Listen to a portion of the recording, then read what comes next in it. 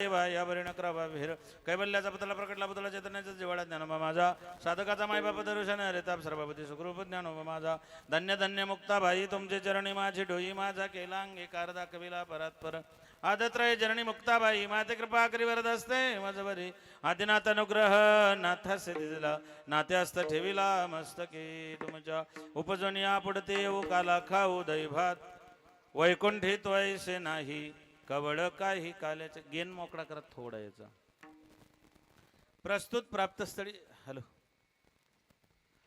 प्रस्तुत प्राप्तस्थळी प्राप्त प्रसंगी अखिल कोट ब्रह्मांड नायक भगवान पांडुरंगाच्या पंढरीशाच्या चरणारविंद सेवेमध्ये समर्पित करण्यासाठी निवडलेला अभंग जगद्गुरु कळकळीत वैराग्य प्रतिपादन करणारे सदैव वैकुंठाला गेलेले वर्ग संप्रदायाचा कळत झाले देवचे सुप्रसिद्ध विश्ववंदनीय जगद्गुरु तुकोबाराय भक्ती ज्ञान वैराग्याचा त्रिवेणी संगम महाराष्ट्राचे जनक छत्रपती शिवाजी महाराजांचे गुरुदेव माने संतमाने जगमाने जगद्गुरु असणारे साधकाचा मायबाप चिंतकाचा चिंतामणी लंकापूर निवासी कैवल्य साम्राज्य चक्रवर्ती माऊली ज्ञानोबा सुद्धा प्रिय असणारे ज्ञानेश्वरी साधू श्रीमंत संत जगद्गुरु तुकोबाराय यांचा आचार्यचरणाचा काल्याच्या प्रसंगातील काल्याचं महत्व विशद करणारा अभंग आपल्या सेवेकरता निवडलेला आहे विठ्ठल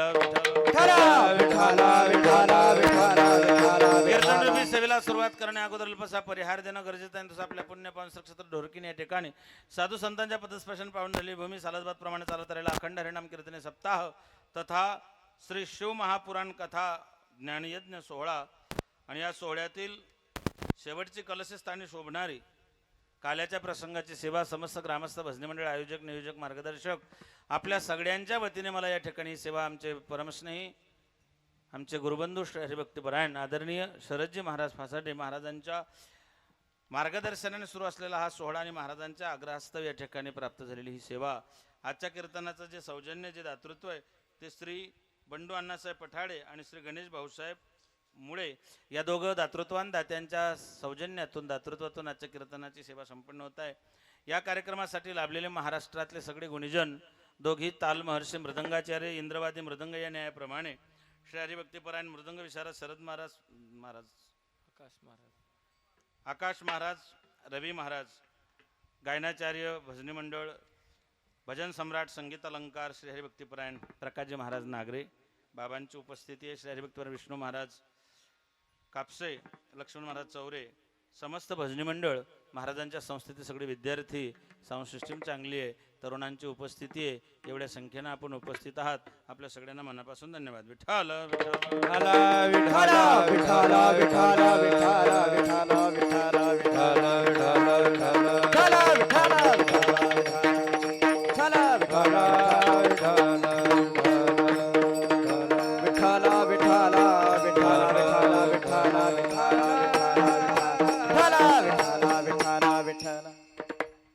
समस्त ग्रामस्थ आयोजक नियोजक दातृत्वान दाते आपल्या सगळ्यांच्या सहकार्याने सहयोगाने दातृत्वाने गेल्या 31 वर्षापासून हा सोहळा संपन्न होत आहे. 31 वर्ष सोहळा टिकवून ठेवणं सध्या तरी दुरापास्त गोष्ट आहे कठीण आहे अवघड आहे पण आपल्या सगळ्यांच्या दातृत्वातून हा सोहळा संपन्न होत आहे.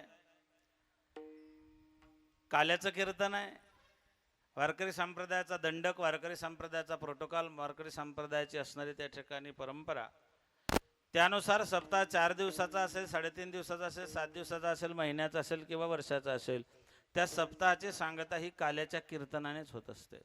मग अगोदर काला म्हणजे काय ते समजून घ्या. काला का आला समजलं तर बरं नाही तर झाला याला. आने का घाटकोन जाने का बाटकोन ब्रह्म का कपाट कोण तू कोण मै कोण हु आय एम मी तू हा विचार विवेक शोधावा गोविंदा माधव याचं दे. मी कोण आहे कुठून आलो काय करतो काय त्याचे काय ग्राह्य काय ठेवायचं काय सोडायचं या सगळ्या गोष्टींचा सारासार विचार करणे याचं नाव काला. भगवान परमात्म्याचा रंग काळा आहे त्याला हिंदीमध्ये काला म्हणतात म्हणून हे काल्याचं कीर्तन आहे. वृंदावनामध्ये मथुरेमध्ये द्वारकेमध्ये भगवंताच्या 56 भोगांना महत्व आहे पण महाराष्ट्राच्या वारकरी परंपरेमध्ये भगवान परमात्म्याच्या काल्याच्या कीर्तनाला अनन्यसाधारण महत्व आहे. ते काल्याचं चिंतन काल्याचं कीर्तन आपण या ठिकाणी श्रवण करणार आहोत. काला कोणता काला ओ काला एक बांसुरीवाला सुध बिसरा गया मोरी रे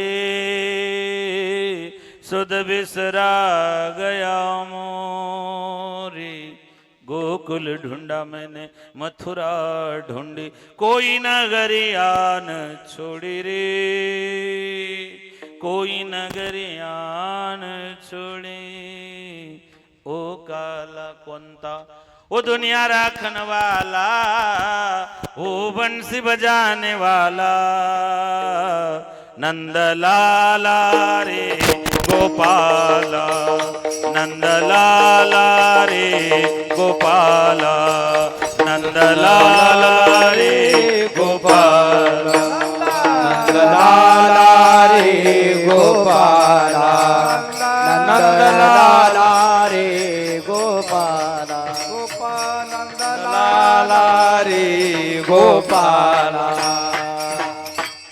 ओ दुनिया राखन वाला, ओ बंसी बजाने वाला, नंद लाला रे नंद लाला। हे त्याचं कीर्तन आहे। या अभंगामध्ये जगद्गुरु तुकोबराय प्रतिज्ञा करतायत। प्रतिज्ञा कोणी करावी, कोठे करावी, का करावी, कसे करावी, त्या स्वार्थ काय, परार्थ काय, हित काय, अनहित काय, स्वहित काय, परहित काय, या सगळ्या गोष्टींचा विचार करून प्रतिज्ञा केली जाते। आतापर्यंत प्रतिज्ञा 3-4 लोकांनी केल्या। एक देवाची होती, दानवाची होती, संतांची ना आपली। 4 प्रकारच्या प्रतिज्ञा आपण नेहमी कीर्तनातून ऐकतो। पहिली होती प्रतिज्ञा देवाची, सांगीन गोष्टी युक्तीच्या 4, हाती शस्त्र नाही धरणार। भगवान श्रीकृष्ण परमात्म्याने महाभारताच्या युद्धाच्या अगोदर आपला अजेंडा जाहीर केला होता। भगवान म्हटले होते मी हाती शस्त्र धरणार नाही, आणि धरल्याशिवाय भीष्म पण केला खरा धनुर्धरा रक्षी। देवासारखा धूर्त राजकारणी आजपर्यंत जगाच्या पाठीवर जन्माला आलाच नाही। आपण काय राजकारण करू, आपलं राजकारण गावना असं होतं। राजकारण करावं कृष्णाने, कृष्णाने असं राजकारण केलं। आंधळ्याचे 100 पोरं होती, एक बी निवडून येऊ दिलं नाही। पांडूचे 5च होते, एक बी पडू दिलं नाही। याला म्हणतात राजकारण। भगवान कृष्ण योगी आहे, भगवान कृष्ण त्यागी आहे, भगवान कृष्ण मर्मज्ञ आहे, सर्वज्ञ, धर्मज्ञ, नीतिज्ञ आहे, आणि सगळ्यात महत्वाचं म्हणजे भगवान श्रीकृष्ण अनासक्त योगाचे आचार्य आहेत। भगवंताची प्रतिज्ञा पूर्णत्वाला गेली नाही। दुसरी प्रतिज्ञा होती रावणाची, स्वर्गाला शिडी लावेल, खाऱ्या पाण्याचा समुद्र गोड्या पाण्याचा करेल आणि सोन्याला सुगंध आणेल। बाकीचं जाऊ द्या, जर रावणाने स्वर्गाला शिडी लावली असती तर बरं झालं असतं। जर रावणाने स्वर्गाला शिडी लावली असती तर ढोरकींचे लोक रात्री स्वर्गात पहाटेच ढोरकींमध्ये सापडले असते। 31 डिसेंबर तिकडेच, धुळवड तिकडेच। जर समजा रावणाने खरंच स्वर्गाला शिडी लावली असती तर तुमच्या गावातले किती लोक स्वर्गाला गेले असते? मी तुम्हाला परफेक्ट आकडा देतो, एक बी गेलं नसतं। का? एक जण स्वर्गाची शिडी धरून चढायला लागला, खालून 4-5 जणांनी त्याच्या तंगड्या खाली वडल्या असत्या। मराठी माणसांचा सगळ्यात मोठा गुणधर्म हा आहे, मराठी माणसाला आपल्यातलं कोणी पुढे गेलेलं सहन होत नाही, आणि त्याला उपटून मारल्याशिवाय आपल्याला चैन पडत नाही। हा आपल्या अंगी असणारा लई मोठा गुणधर्म आहे मायबापा। रावणाची प्रतिज्ञा पूर्णत्वाला गेली नाही।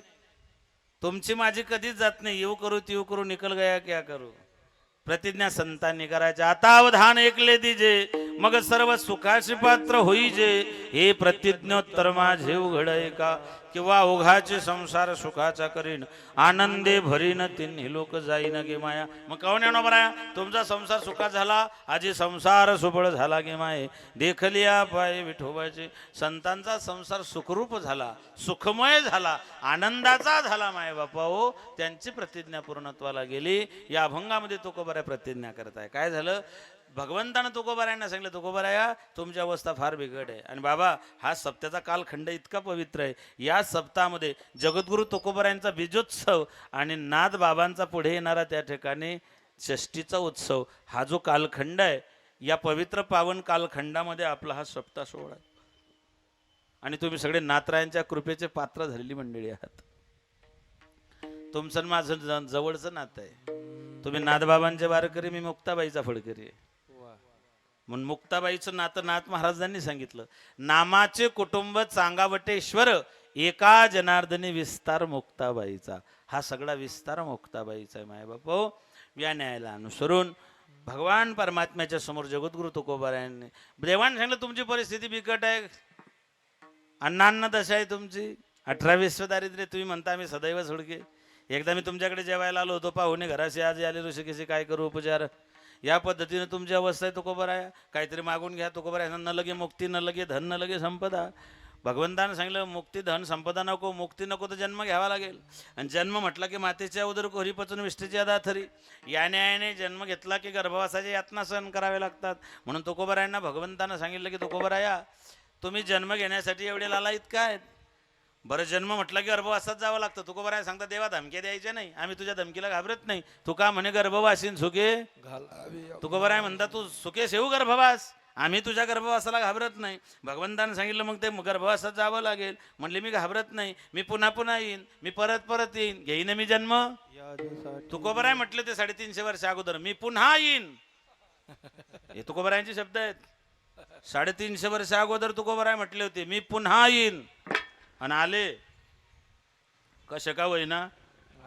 एकदा भागीरथीबाईसाठी आले, एकदा गवर शेटवाणी लिंगायत यांच्यासाठी आले. आणि रात्री माझी सेवाजी ती सुदुंबऱ्याला होती. तिथे संताजी महाराज जगनाडे आम्हा येणे झाले एका तेलिया कारणे. या न्यायाने तुकोबराय पुन्हा आले. नुसतं म्हटलं नाही कशा का होईना. विठाल विठाला विठाला विठाला विठाला विठाला विठाला. भगवंताने सांगितलं तुकोबराय तुम्ही म्हणता मी जन्म घेईन परत परत पुन्हा पुन्हा येईन, कशासाठी हो?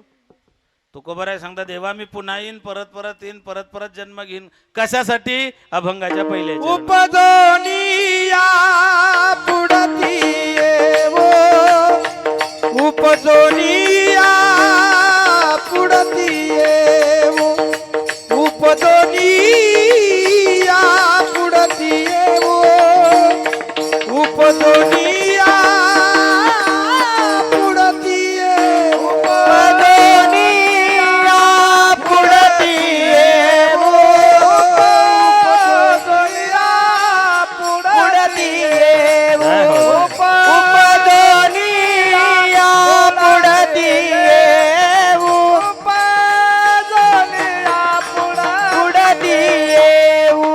काला खाऊ दही भात, काला खाऊ दही भात, वैकुंठी तोईचे नाही, वैकुंठी तोईचे नाही, वैकुंठी तोईचे नाही, वैकुंठी तोईचे नाही. काला खाऊ दही भात, काला खाऊ दही भात, वैकुंठी तोईचे नाही, वैकुंठी तोईचे नाही, वैकुंठी तोईचे नाही, वैकुंठी तोईचे नाही. वा वा वा. ही जोडी जर असली ना महाराज फारच सुंदर. उपजोनिया पुढती येऊ, काला खाऊ दही भात, मी पुन्हा पुन्हा येईन परत परत येईन, कशासाठी हो? काला खाऊ दही भात. दही आणि भात दोघी पांढऱ्या वस्तू आहे. आणि सुभाषितकार सांगता 5 पांढऱ्या वस्तूपासून नेहमी सावध राहावं. पहिली पांढरी वस्तू आहे मीठ, दुसरी पांढरी वस्तू आहे मैदा, तिसरी पांढरी वस्तू आहे साखर, चौथी पांढरी वस्तू आहे सफेद लिंबू. तुमच्याकडे त्याच्या बागा काही दिसत नाही, आमच्याकडे भरपूर आहे. सफेद लिंबू, संडे होया मंडे, त्याला सफेद लिंबू म्हणतात. बऱ्याच लोकांनी आयुष्यभर पार मारता केला, मरायच्या टायमाला पॉझिटिव्ह झाला. डॉक्टरांनी सांगितलं तुझी इम्युनिटी लई कमी आहे, तुला सफेद लिंबू खावंच लागेल. माडा तोडले, आता काय करावं त्याला. मग हे देह जावं अथवा राहू पांडुरंगीत भाऊ नागरे बाबा हे लावायचं कुठे. कापसे महाराज लय अवघड झाला, आभाळ फाटलं, कुठे कुठे ठिगड द्यायची अशी परिस्थिती झाली.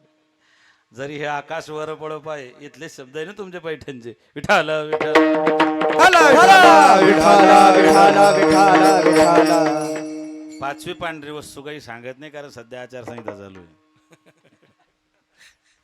5 पांढऱ्या वस्तू आहेत. इथे दोघी पांढऱ्या वस्तू तुकोबराय वापरतात, दही आणि भात. दही सफेद आहे, दही पांढरा आहे.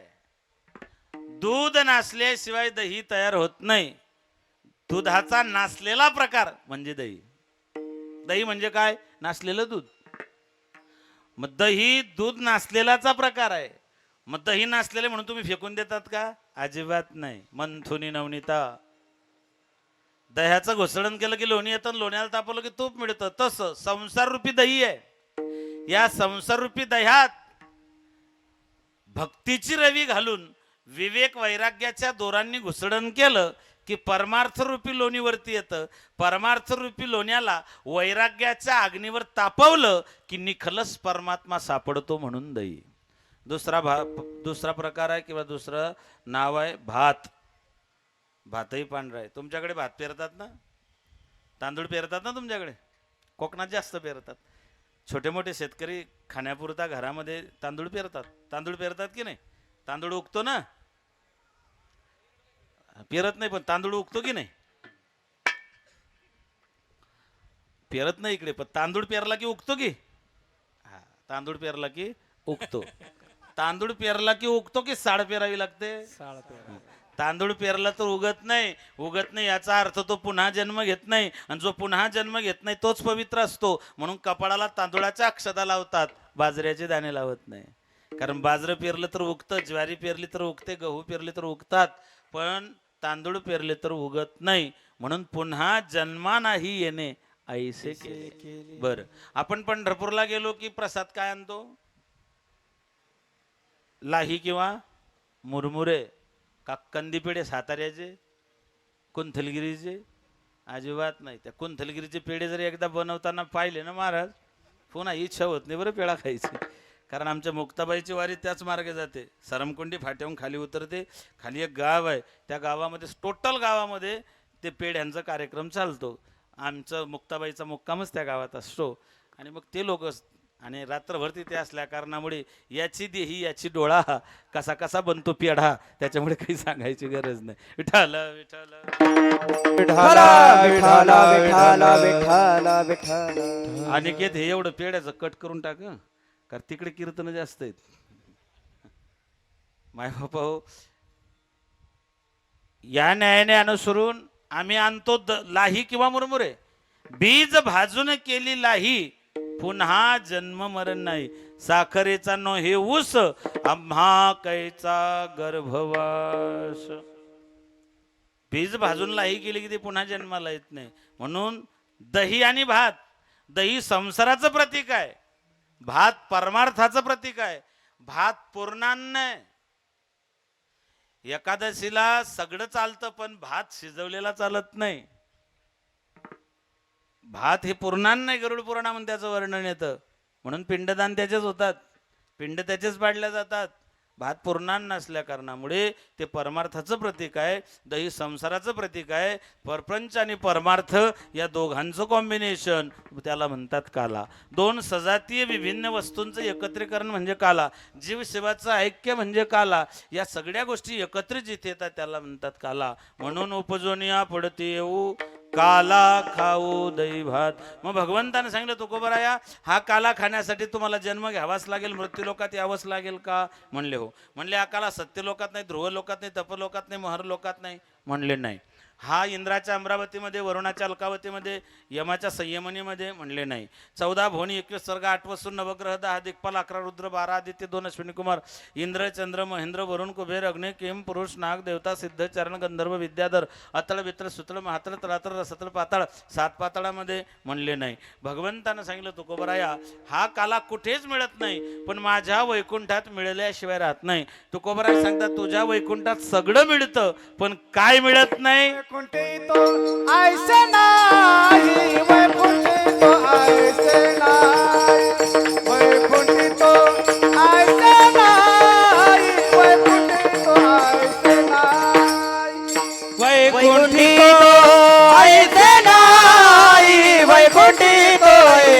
नाही, वैकुंठी तो ऐसे नाही, वैकुंठी तो ऐसे नाही,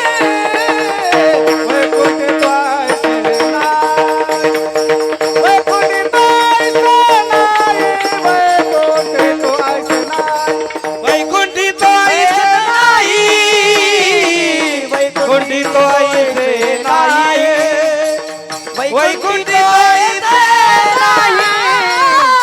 वैकुंठी तो ऐसे नाही.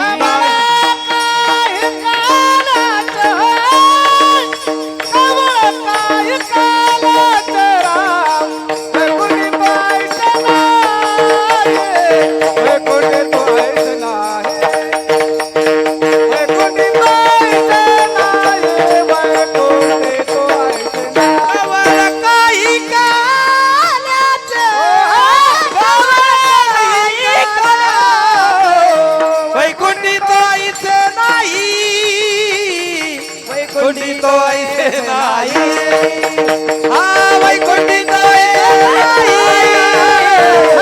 वैकुंठी तो ऐसे नाही ऐसे महाराज म्हणतात वैकुंठी तो ऐसे नाही कवळ काही काल्याचे. तुझ्या वैकुंठात सगळं मिळेल, अप्राप्त वस्तू प्राप्त होतील, पण तुझ्या वैकुंठात काल्याचे काय मिळत नाही? कवळ मिळत नाही. कवळ म्हणजे काय हो? कवळ, कवळ कशाला म्हणतात? आपण रोज म्हणतो ना वदनी. कवळ म्हणजे हा घास घास घास. आयराणी त्याला बलका म्हणतात. बलका. आमच्या आयराणी त्याला बलका म्हणतात, घास म्हणतात. हिंदीत काय म्हणतात त्याला? निवाला. इंग्लिशमध्ये काय म्हणतात? काय म्हणतात? घासाला काय म्हणतात? घासाला बाईट. माय बापो, कवळ म्हणजे घास. मी एका पोऱ्याला विचारलं, म्हटलं का रे कवळ म्हणजे काय? तो म्हणे कवळीचा मोठा भाऊ. कवळ काही काल्याचे तुझ्या वैकुंठात. तू का म्हणे काला वैकुंठी दुर्लभ. काला वेगळा, रद्दा वेगळा. जेवण वेगळं, भोजन वेगळं, पंगत वेगळी, अन्नदान वेगळं आणि महाप्रसाद वेगळा. बरं, हे सगळं वेगवेगळं आहे. जेवणाला महाप्रसाद म्हणता येत नाही, महाप्रसादाला अन्नदान म्हणता येत नाही, अन्नदानाला भोजन म्हणता येत नाही, भोजनाला पंगत म्हणता येत नाही. प्रत्येकाच्या व्याख्या वेगवेगळ्या आहेत. जेवण, जेवण कशाला म्हणतात? आपण रेग्युलर 2 टाईम करतो त्याला काय म्हणतात? का हो, जेवले का? जेवण झालं का? 2 टाईम करतो ते जेवण. नंतर काय सांगितलं मी? पंगत, भोजन. विशिष्ट लोकांसाठी असतं ते भोजन, सगळ्यांसाठी असते ती पंगत. नैमित्तिक कारणानं असतं ते अन्नदान. आणि काल्याचं कीर्तन झालं की मिळतो तो महाप्रसाद. प्रसाद हे सर्व दुःखांना म्हटलेले शास्त्रकारांनी. ग्रंथ, संत, भगवंत या तिघांची प्रासादिक वाणी त्या अन्नात पडली की ते अन्न अन्न राहत नाही. त्या अन्नाचं रूपांतर प्रसादात होतं, त्याला महाप्रसाद म्हणतात. भोजन विशिष्ट लोकांसाठी असतं, पंगत सगळ्यांसाठी असते. आमच्या शेजारचे म्हातारी म्हणे, महाराज आज आमच्याकडे पंगत आहे. म्हटलं किती लोक जेवायला आहे? म्हणे माझा फक्त जावई. म्हटलं गुंडाळून ठेव, ती पंगत आहे का? पंगत सगळ्यांसाठी असते. महाराज म्हणतात तुझ्या वैकुंठात सगळं मिळेल, पण काला मिळत नाही. आपला काला वेगळा. आपल्या काल्याला आमच्याकडे रद्दा म्हणतात. 2 भाकरी मोडायच्या, त्याच्यावरती कालवण टाकायचं आणि उचल गोया बुजनया, उचल गोया बुजनया, याला म्हणतात रद्दा. तो काला नाही. जुन्या काळात घरामध्ये सासूचं प्राबल्य होतं, सासूचा अधिकार होता, सासूचीच मालकी होती. 25-30 वर्ष अगोदर जुन्या काळातला विषय सांगतो, आताचा नाही. जुन्या काळामध्ये घरामध्ये सासूचं राज्य होतं, त्याच्यामुळे जुन्या काळात सासूरवास होता. सध्या सुनवास आहे. मायबाप, घरामध्ये दूध दुभत राहायचं, दूध दही तूप लोणी सगळं राहायचं. सुनबाईला खायची इच्छा व्हायची, पण सासू खाऊ देईना. तेव्हा काळही तसा होता. तिला खूप इच्छा व्हायची की दूध काला खायचा, दूध भाकरीचा काला खायचा, पण खाता येत नव्हतं, सासू देत नव्हती. 4-5 वर्षाचं लेकरू आहे, पोराला भूक लागली, पोरगा रडायला लागलं दुपारी. सासूने विचारलं काय झालं पोरी, का रडतंय ते?